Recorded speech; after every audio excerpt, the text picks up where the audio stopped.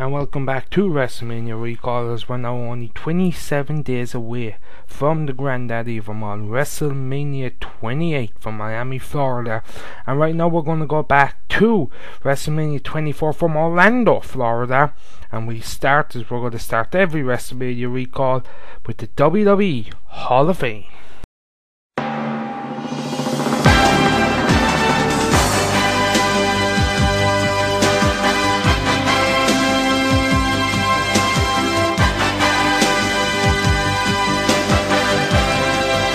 The Armway Arena in Orlando, Florida, March 29, 2008 was the time, day and the place of the 2008 WWE Hall of Fame, and we started this Hall of Fame with the great one, The Rock, as he introduced his father and grandfather, Soulman Rocky Johnson and High Chief Pete of Mafia, into the WWE Hall of Fame.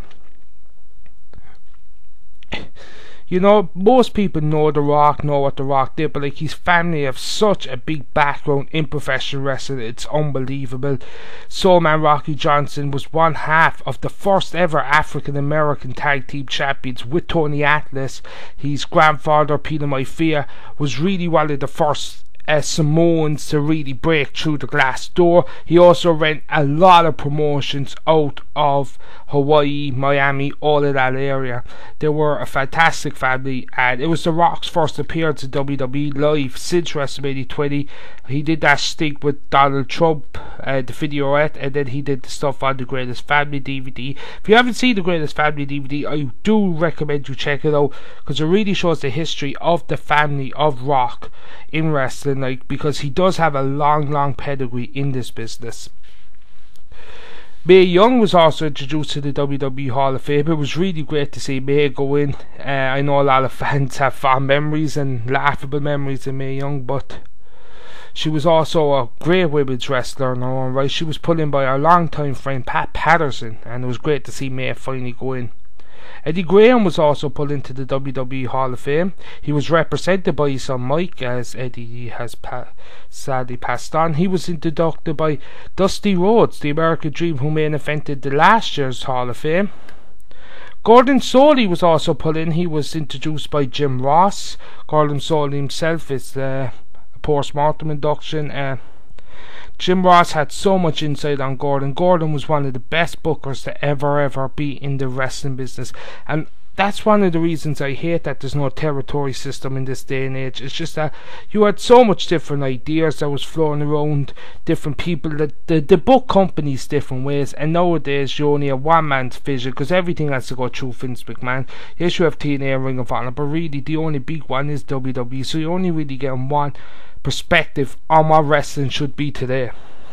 The Briscoe brothers then took their place in the WWE Hall of Fame, surprisingly inducted by John Bradshaw Layfield. Leave it on the comments below, but I don't really see a history between John Bradshaw Layfield and the Briscoe brothers. There were 3 times NWA World Tag Team Champions, and they're the second highest tag holders in the world behind the Dudleys.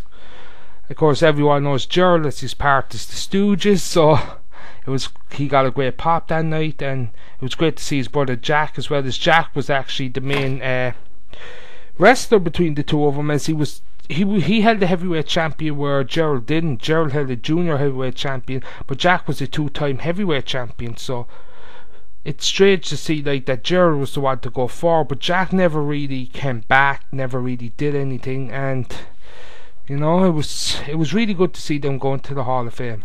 And of course, the final inductee into the WWE Hall of Fame of 2008 was the Nature Boy, Ric Flair, inducted by his backstage friend Triple H. If I'm going to read out everything Ric Flair accomplished, it's going to be the whole video.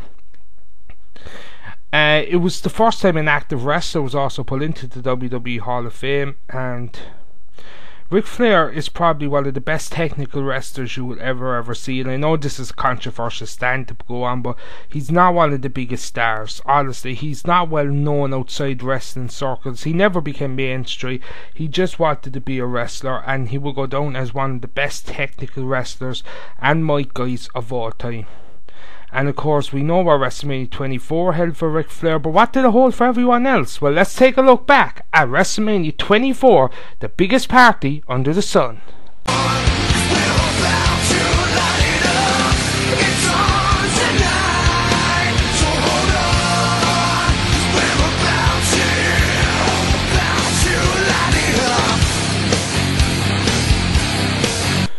Well, WrestleMania 24 started with an interpromotional battle royal where the winner will receive an ECW championship match later that night.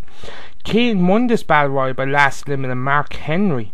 This battle royal lasted for 6 minutes and 50 seconds and was not shown on pay-per-view as part of the pre-show. A lot of controversy surrounding this, as it was later revealed that Big Daddy Fee was supposed to be a major part, but he was sent home Friday from Orlando as being completely obese, and he was released on the Wednesday after WrestleMania.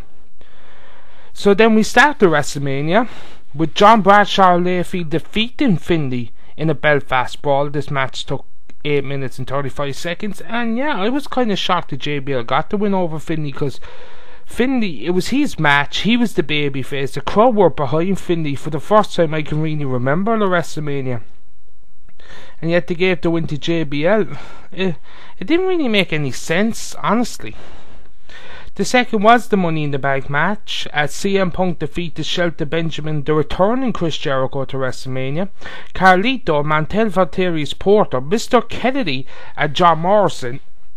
Yeah, this is what was going on in my WrestleMania 25 review. When CM Punk won in that day, the crowd went wild. It was great to finally see CM Punk win it, and everyone thought that was going to be the breakout of CM Punk. Unfortunately, it wasn't. I still had a problem with the gimmick CM Punk was doing back then. He was calling himself straight edge, he was cocky, he was arrogant. It was just terrible to watch, because you saw CM Punk in Ring of Honor and a small stint in TNA. You know what the man could do on the mic, you know the passion he has behind everything, and yet you still have him coming out of this smirking. You know, it was crazy. The third match of the night was the battle for brand supremacy, as Batista represented SmackDown defeated Umaga represented Raw at 7 minutes and 6 seconds. This must have been a big disappointment for Batista, because he went from stealing the show at WrestleMania 23 at match of the night, and that's the thing, like, there's only been 27 WrestleManias, so there's only been 27 matches of the night, and Batista could always say at WrestleMania 23 he had the match of the night, and to go from that to a match with Omega that was only given 7 minutes, it must have been a real letdown for Batista. Honestly, it was a big fall from grace.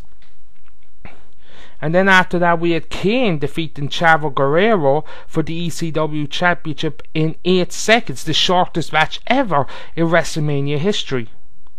When you're really thinking about it, they should have given just 8 seconds to Jerry Lawler and Michael Cole, but yeah, I don't really know why they did that. But why bring Taz and Joey Styles?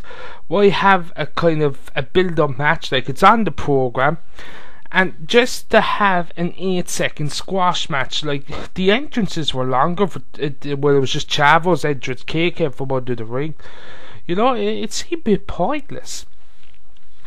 The match then after that was the career-threatening match between Shawn Michaels and Ric Flair. This match was given 20 minutes and 23 seconds as the Nature Boy retired from World Wrestling Entertainment when he was defeated by the Heartbreak Kid Shawn Michaels. This was really...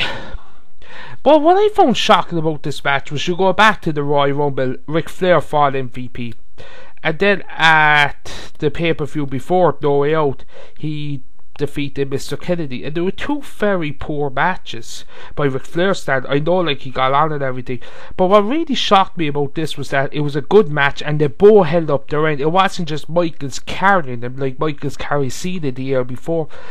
It was really... See, this is why I was always shocked that Ric Flair came back, because he had a fantastic match to go on. This match was top quality. It was one of the best in WrestleMania. And yet, after all the accolades, given the whole weekend, he just turned it down for some shit in Australia with Hulk Hogan, and now he's back wrestling with TNA, where he's getting destroyed every other month. And another thing to say about this was that Ric Flair actually turned down the main event spot, which really gets me to believe that Flair never really wanted to retire. You know, it can go back to the draft the year before. Well, it can really go back to WrestleMania 23. Flair didn't get on that card. Now, WrestleMania 22, he was just in Money in the Bank, but WrestleMania 23, Flair wasn't on the card, and I think that he kind of took that as a slap in the face. And then after that, he got drafted to SmackDown, which a lot of people, big wrestlers like Triple H, Ric Flair, Shawn Michaels, all of them, they kind of looked down their nose again drafted to SmackDown. Now, I'd say what WWE's thinking behind it was that Ric Flair could go on and become a mentor and help a lot of the younger talent on SmackDown, because back then most of the young talent was on SmackDown. But I think Ric Flair took it as a slap in the face to actually get demoted after missing out on the big show, WrestleMania. And I say Ric Flair kind of came to the team like, are you going to put me back on Raw? Am I wasting my time here? And I say it was kind of a stalemate in the back. I'm not an insider, so I wouldn't know, but it just seemed to me like that Ric Flair never wanted to retire. Like the cries and everything I say they were real, because I say it kind of hit him that like even if he was going to go on wrestling, he was never going to wrestle in WWE at the grandest stage anymore. Because if you're a performer, a wrestler, you want to perform at WWE. I don't care what anyone in TNA says. You want to be there at WrestleMania. I say any wrestler that's working hard and it's their full-time profession, sitting down watching WrestleMania, I say it's in the back of every one of their heads, I should be out there. And the farewell at the end, it was very, very emotional, and you know, just seeing going off to his family and he leaving. And the next night on Raw, when The Undertaker came down and all the wrestlers surrounded the ring, it was the perfect send-off, and I never get why he went back into the ring, because I say he had a job for life in WWE. Put it this way, if you're friends with Lefesque, you have a job for life. After that emotional roller coaster, Beth Phoenix and Melina with Santino Marella defeated Maria and Ashley in the Playboy Bunny Mania Lumberjill match. This match was given 5 minutes and 56 seconds, and it was just really a way for Snoop Dogg to get on the WrestleMania scene, if you ask me. The match told no story. And then the lights cut out halfway through, which I thought was hilarious. Everyone thought it was an inside joke, but after the match they still couldn't get the lights back on. That's how bored it was. The man in charge of the lights was falling asleep. It was nothing really. It was pointless, stupid, and a complete demeanour to women's wrestling. Like, it always upsets me that if you really look back through the analogues of time at WrestleMania, there's only been 1 or 2 great women's matches on the cards. And that's coming from when you had good wrestlers on. Like, the only real one you can say was a great women's match was WrestleMania 22 when Trish Stratus fought Mickie James. I'll be getting onto that with my review of it. I personally think that women's wrestling really gets shunned at WrestleMania. It's like, just look at it this way, like, you have something like this and it's given 6 minutes and yet it's so unforgettable. They should be able to do something in that 6 minutes, because you're not going to have technical mat wrestling on a WrestleMania card with women. You're just not, like, and yet 6 minutes they should be able to do something, but it's completely unforgettable. Like you talk to most people, they would even remember the women's match on the card. I even had to go into Wikipedia to just check what the 4 wrestlers in it was. Really, I couldn't remember who was partnering with Ashley. And then the 7th match of the night was for the WWE Championship. It was a triple threat match as Randy Orton retained his WWE Championship by defeating John Cena and Triple H in 14 minutes and 9 seconds.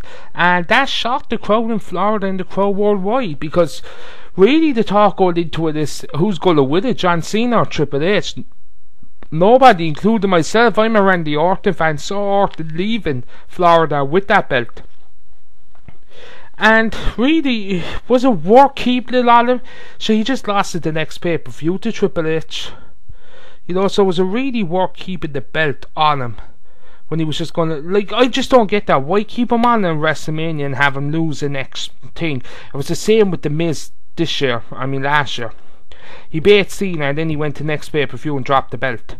Here, Randy Orton wins at the big one and then goes and drops the belt. It's just, what's the point of them winning at WrestleMania if you're going to just go have the exact same match the next show, the next month, and the other crowd are going to win it? It's like, why not? You have the biggest stage of them all and you don't use it to your advantage. It's crazy in my opinion. After that, we had a no disqualification any rules match between Floyd Mayweather and the returning Big Show. This match went for 11 minutes and 36 seconds, and why I say return of Big Show is that Big Show was out for 18 months before this. He went at that big rant with WWE saying he was shackled by him, and then he came back for this massive payday, and it was only supposed to be for 3 months, and we still haven't got rid of the Big Show. I was one of the few really going for Mayweather, because like I'm a fan of Mayweather in the boxing world, and what I saw with Mayweather was actually a celebrity sports athlete that came into WrestleMania and was willing to do shit. Like the bumps he took in that match, he was stood on, he was chopped 3 or 4 times, he took awesome throws by the Big Show. You know, so it was just really, why were people so upset with Floyd Mayweather? He got some savage buys for the pay-per-view, and he did much, much more than any celebrity / sports athlete did for you before WrestleMania. After that, we went to the surprising main event of the night for the World Heavyweight Championship between The Undertaker and Kane. This match went for 23 minutes and 50 seconds as The Undertaker defeated Edge to increase his undefeated streak to 16-0 at WrestleMania. This was a very, very underrated WrestleMania main event in my opinion, and some good solid wrestling. Had a lot of spots that got people excited, and there was a couple of times you even thought Edge would win the World Heavyweight Championship. You had Vicky Guerrero, Carl Hawkins and Zack Ryder at ringside as well, and it's very weird when you really sit back now and think about it that Zack Ryder, someone that tried so hard to get pushed, was actually involved in a WrestleMania main event. He was at ringside, he took bumps during the match. It's just it's really weird when you look back at it, that someone like him that's really, really small now was actually part of a WrestleMania, and someone like Carl Hawkins, who's on Next now nearly every week, they were part of a WrestleMania main event. The reason I said this was surprising because no one saw this main event in the show. Maybe they had plans with why Ric Flair turned it down. Maybe they didn't want to leave the show with Orton winning, and they didn't want the main event to be Floyd Mayweather Big Show. So I said, they just said, let's give Undertaker the moment. There was a great moment there, and of course, who can forget when Charles Robinson did the 100-yard dash to the ring.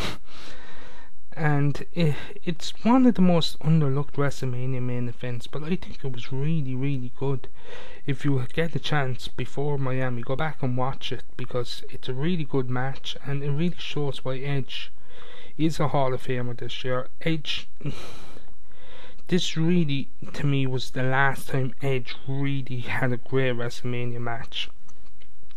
25, the triple threat was boring. 26, well, I just go back to the reason I said 25 was boring, like, is that no one could have followed what happened with Michaels and Taker. No one. The crowd were exhausted, the crowd were dead.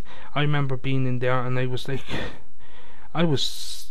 glued to my seat during the match because I was just so tired over Undertaker Michaels. And then you had 26 with Jericho and Edge. Not a bad match, but not a great match either. I said this in my WrestleMania 26 review. I think that match had so much potential and delivered so little that it's actually frustrating at times when you really think of it. And then you had the match at 27 where he fought Del Rio. I think it was a good match. Was it a great match? No.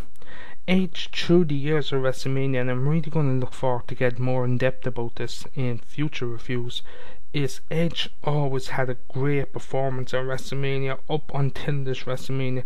This WrestleMania, I think he brought his A game. I think he went in putting too much pressure on himself as well, like the tweet after it saying that he thought he left himself down. I personally don't think that. I think it was a fantastic match, and it was also great to see The Undertaker win the World Heavyweight Championship back. Everyone knows about the year Undertaker had with the injuries, and it was great that he was able to come back to the WrestleMania, close the show, and win the title. Now I'm going to do something I won't do in probably any other WrestleMania recall, is look back at the Raw after with Ric Flair's retirement. Well, it started with Ric Flair in the ring, very, very emotional, and really it was probably one of the best sights ever seen in professional wrestling, that kayfabe was just forgotten about for that 10-15 minutes. You weren't a heel, you weren't a babyface, there was no enemies, everyone just went down to the ramp, and a lot of top wrestlers went into the ring as well and just paid respect to Ric Flair. And then off camera, of course, you had the Undertaker coming out, and you know something is big if the Undertaker's going to break character for it. You really know it's big, because he doesn't break character for much things. And then you had Philly Mac coming out and shaking hands with Ric Flair. You had him putting the hand up with Ric Flair around the ring, and then he left and he joined the wrestlers, and his family came into the ring, and then the video package as well. It just, everything showed that time the respect people had for Ric Flair.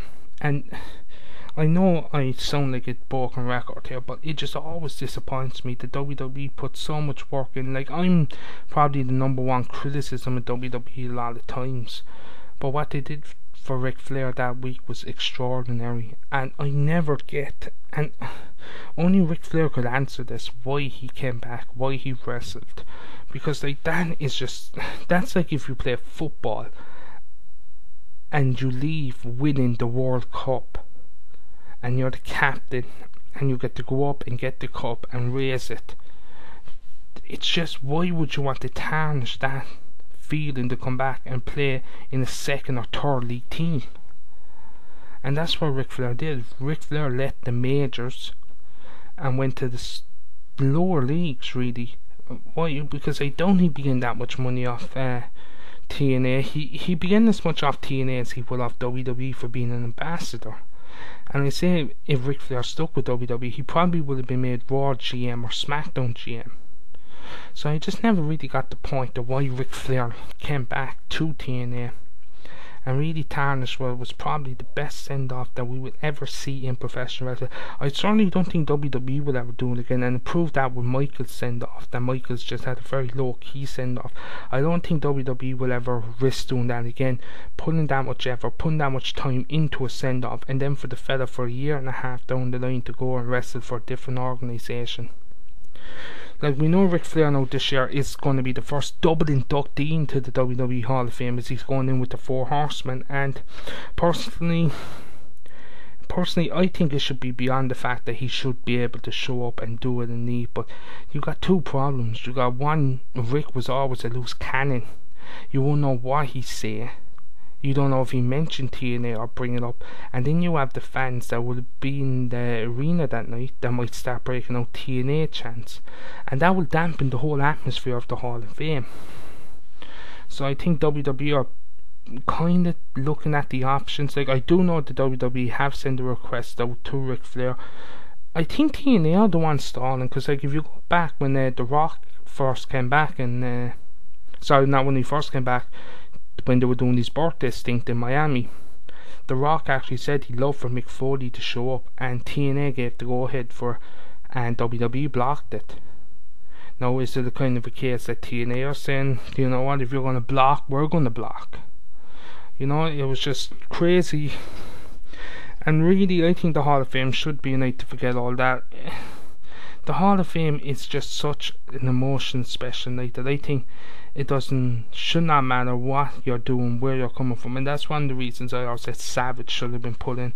We know Savage and McMahon don't have a good history backstage, but it's just a shame now that he's dead and he never be able to go into the Hall of Fame and have that moment of appreciation from the fans, because Savage did deserve it. And it's the same with Ric Flair.